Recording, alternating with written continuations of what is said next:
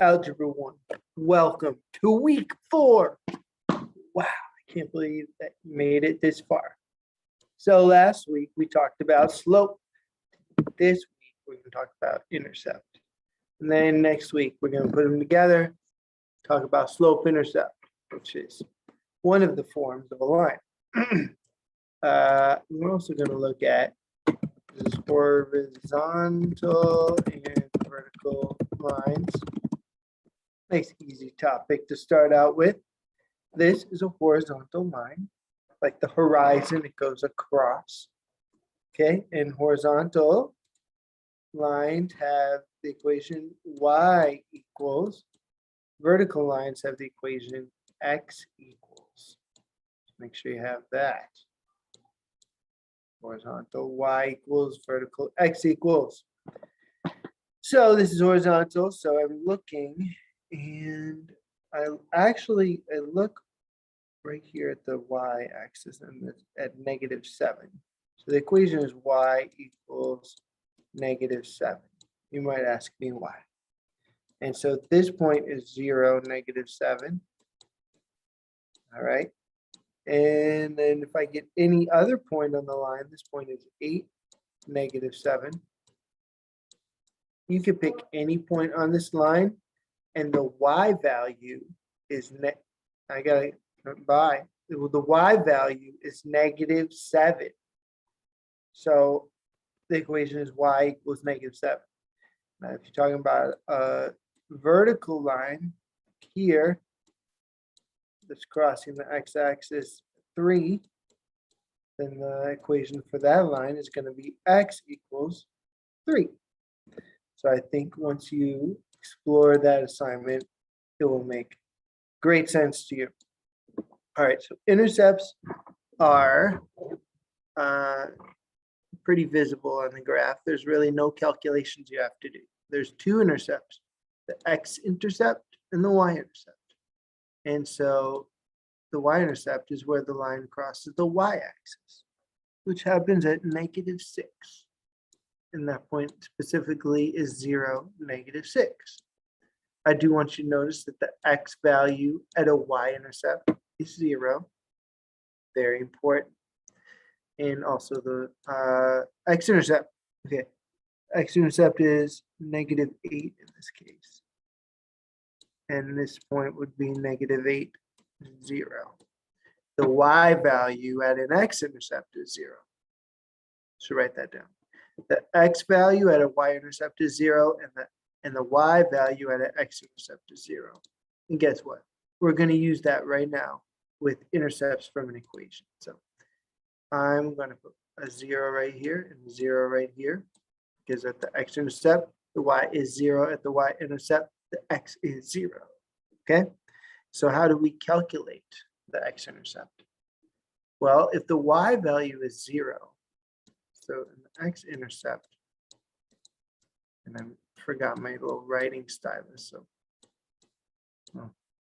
okay, x-intercept. So because the y value is 0, then that term goes all the way away.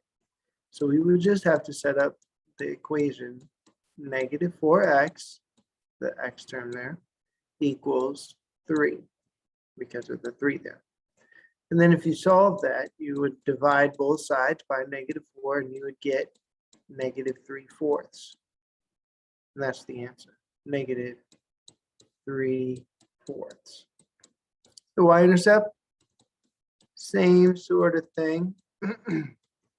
We are, I wonder if I can write with the stylus on my computer. Oh, well, anyway.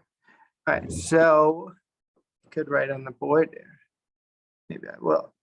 All right. Write on the board there.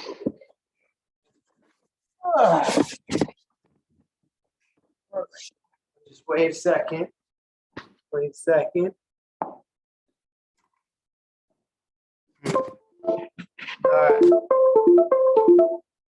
All right, hopefully you can still hear me, but now we're going to write that the y-intercept, see the x is 0. So if I wrote it all the way out, I would substitute 0 in for x. All right, and then we're going to cross that out there. So now we get 7y equals 3. So y equals 3 over 7. Good? Okay.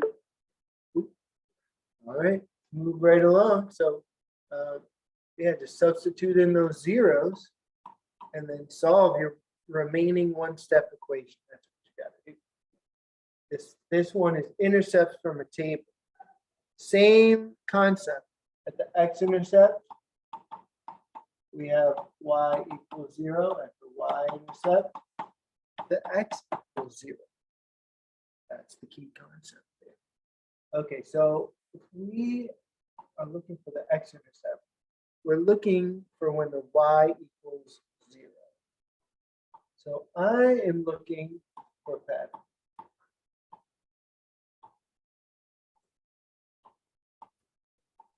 Looking at the y's and I'm noticing they go down by 10 each time. Okay, so 10, subtract 10. If I subtracted 10 2 more times, it'd be a 10, and I'd be at 0. And 0 for the y, which is the x-intercept. Because at the x-intercept, the y is 0. So that means we have to do the pattern 2 more times. Subtract 10 2 more times. Well, I can do that as long as I do the same thing on the other side. So what is happening to these x's? Negative 38 to 23. What is that? It's like 15. We're going up 15. Up 15. Up 15. Up 15. So what is negative 8 plus 15 is going to be 15 minus 8, which is 7. 7. And then 7 plus 15 is 22. So basically, look for a pattern. If you find a pattern, you can use it to get all the way to the 0. There's other ways to do it. In the past, I always taught this other way where you solve for b, but we're going to do that later. So Khan Academy teaches it this way in the hints, and let's try it this way. All right, last one is also the most important one here. This one, this one is a word problem. Okay, so there are some different answers. You can get, it can be telling us the slope. The slope, we would know we have the slope when we have 2 given units. Okay, it could also give us the x-intercept, which means the y is 0. It could give us the y-intercept, the x is 0. Or it could give us a point not, a point that's not an intercept. All right. So when we're trying to figure out what we have, we find the units. Okay, that's the first step.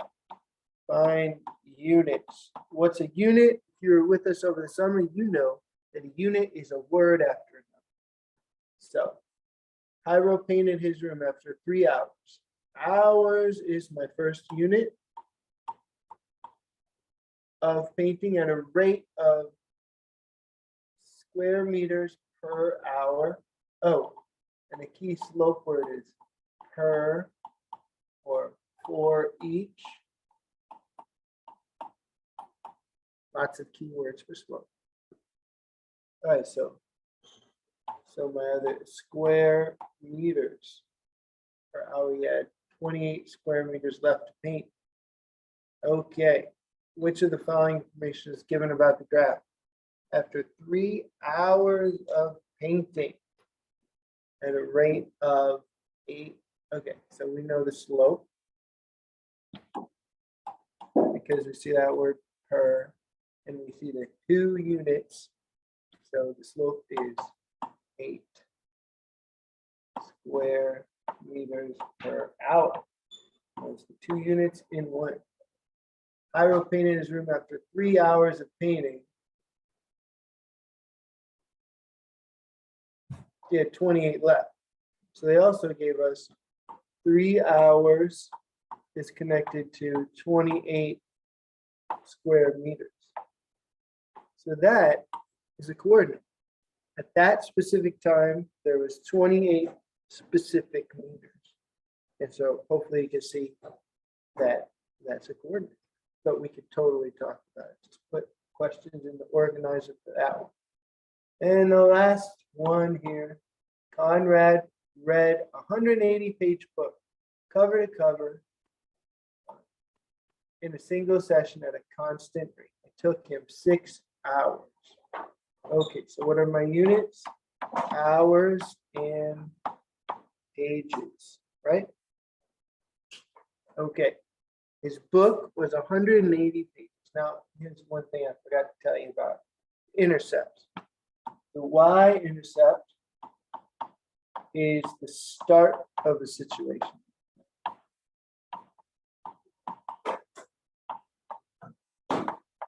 And the X intercept is often the end of a situation. Did you know that? The end of